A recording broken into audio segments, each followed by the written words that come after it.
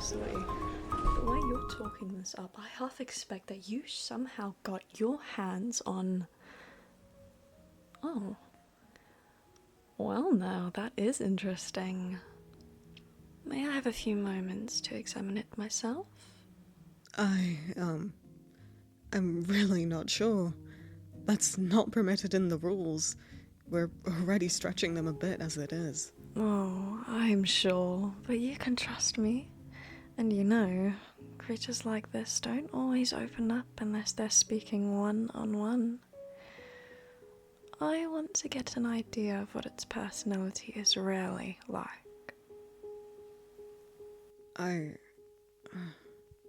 Just for a little while, then. Thank you. Thank you. I'll be out before too long. Hello there, my dear.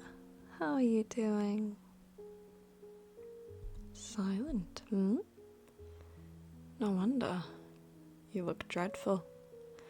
Not physically, of course. You're clean and healthy looking. The auction house always takes good care of their stock, but you look as though your life is over, dear. Perhaps you really feel like it is. Being sold as property is seen by many as an end of sorts. But if I may ask, are you a fleshling?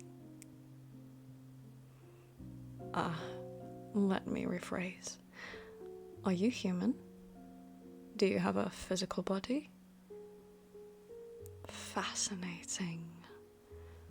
Well, that makes your situation very interesting. You're in the realm of spirits, and a fleshling can only interact with the incorporeal world if they so choose to, meaning you're here entirely by choice. You could step right out of that cage if you wanted. I suppose it stands to reason they don't sell anyone against their will here, fleshling or spirit. You must have struck a very interesting bargain with the auction house, hmm? How fascinating. So, you see this as your chance to flee the physical world? Are things really so bad there?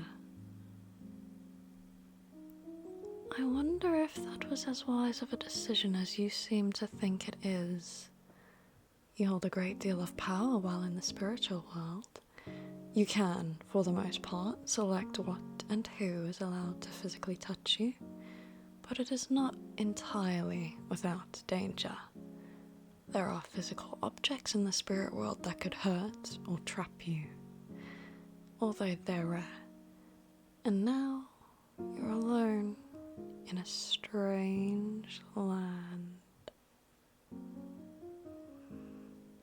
True, you won't be alone for long. True, you won't be alone for long. Somebody will surely buy you at the auction tonight. The opportunity to own a fleshling is a rare and exciting one.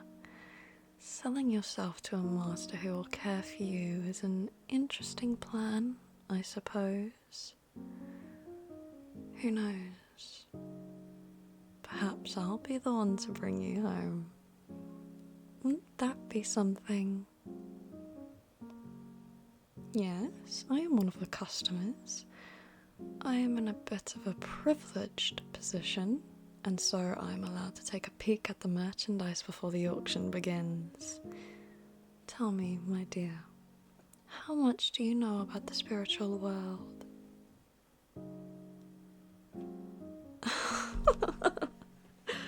Is that what they told you? The afterlife? Oh, I suppose there is some truth to that. There are parts of the spiritual world where souls of fleshlings reside, resting after death or waiting to be born. But those places are almost inaccessible, aside from the expected method.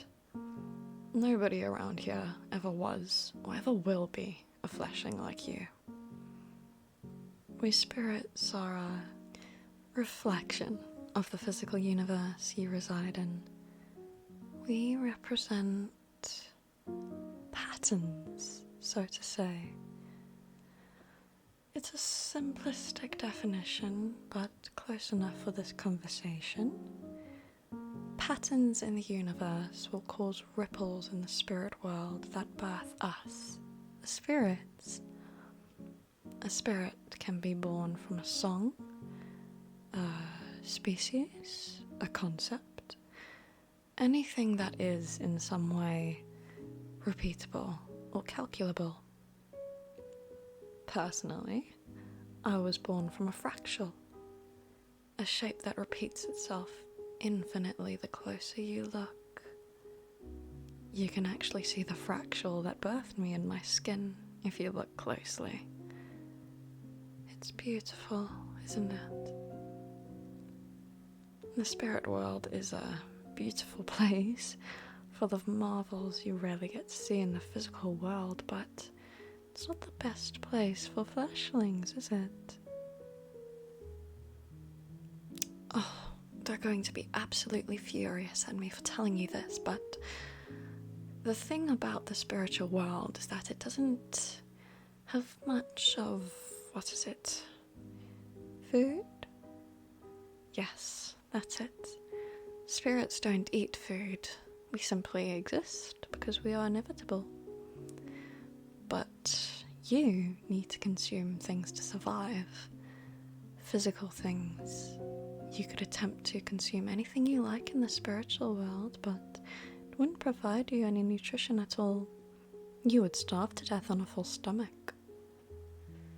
Yes, I think that's for the best. Leave the cage.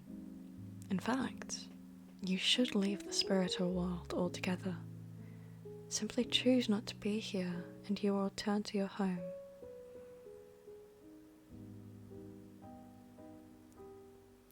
Did you try it?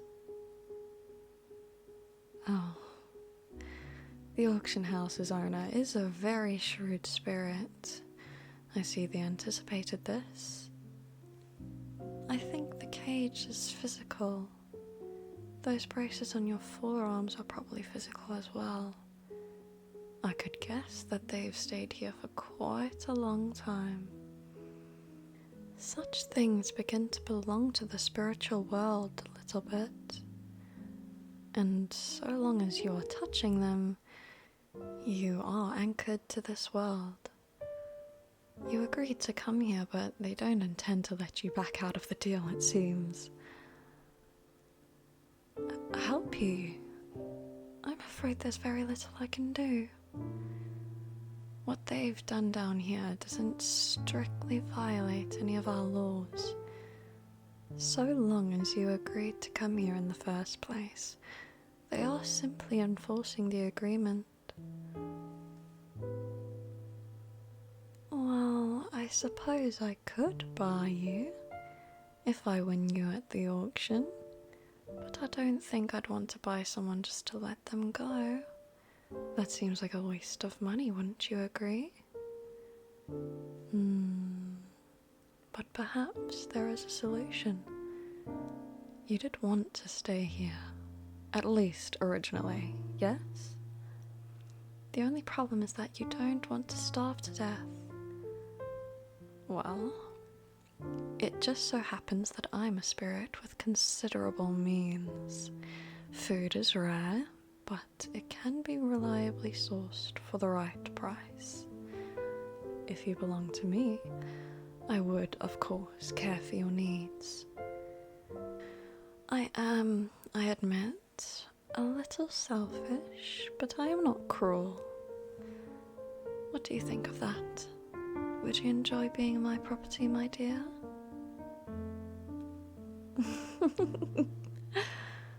I do so appreciate the honesty. So, you don't enjoy the idea, but you'll tolerate it in order to avoid living in the physical world. Is that correct?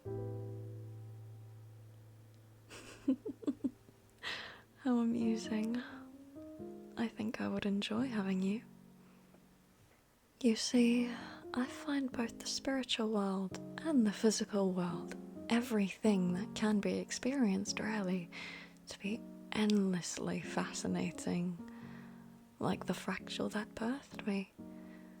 It is full of infinite detail and beauty, which is why there is nothing I enjoy more than crushing people's apathy.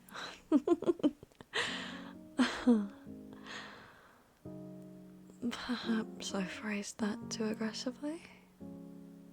What I mean to say is, I would enjoy the challenge of showing you the beauty in this life. I'm sure I could get you to love the physical world and desire to return to it.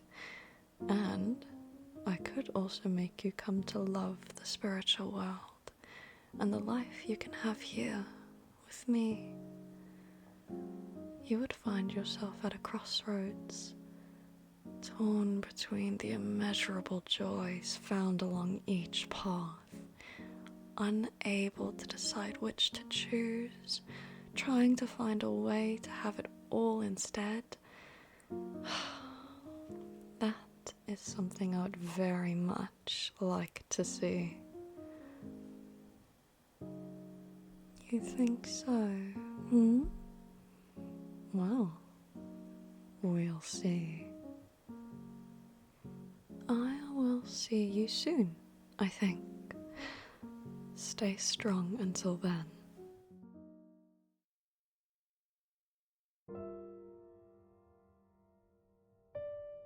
And our final item for the night, a genuine fleshling. This being wishes to find a new home in the spirit world, and for the right price, that home could be yours. Bidding begins at 20,000 halcyons. Do I hear 20? 5 million. What? I don't think you can. Really? You would reject my bid for being too high? What's the matter? Does nobody dare bid against me? Anyone? That's 5 million. Going once, twice, sold. Splendid. Come here, my dear. Let's stretch your legs, You must have spent hours in that cage.